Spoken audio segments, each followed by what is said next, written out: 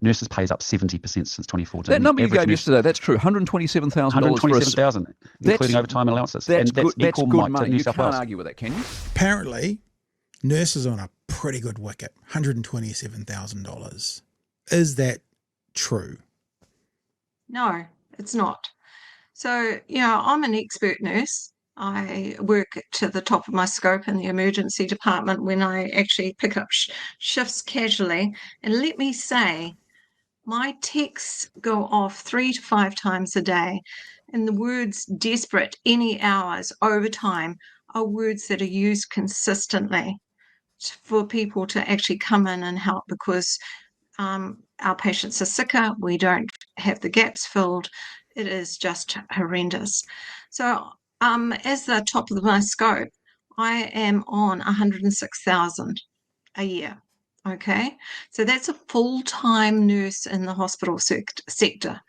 If I was to get 127,000, I'd be one of the rare breed of clinical nurse managers or nurse practitioners. But they would have to actually do a lot of hours to actually get that. So it'd be unlikely that it'd be on 127K for a 40-hour week, say. Absolutely not. He did say overtime, and he did say that was a part of overtime and any allowances. But are we? What are we talking about? What kind of overtime? Is it like 20 days in a row overtime, or like what would get us to 127 out of interest? Because he's making it sound like that's what everyone's on. Yeah.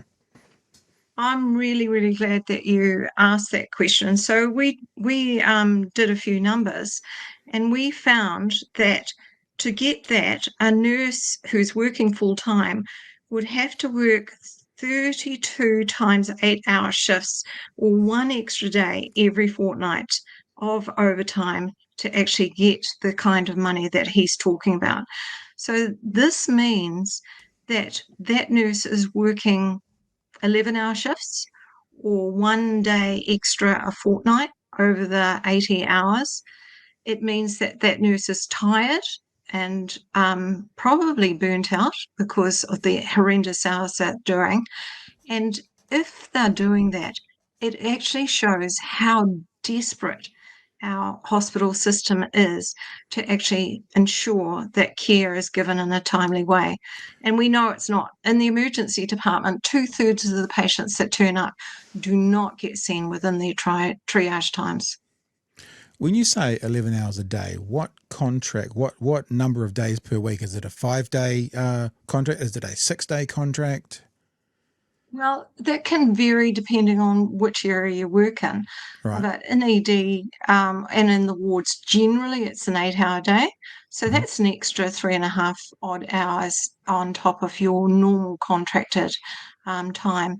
And as I said, we get texts all day long asking for people to come in. What you're saying is approximately, to make $127,000, you would have to approximately work 1.5 shifts, because 8 plus 3.5 gets you to that 11 That's hours. correct. So you'd have to basically work your normal full-time job, but rather than a shift, every shift would have to be approximately 1.5 times the length, and that would get you to somewhere in that 127K mark. That is correct. And that is something the New Zealand Nurses Organisation, in fact, the research internationally and nationally state that if you work over 10 hours in a shift, you become so tired that you're more than likely to make a mistake. And that's when patients get harmed.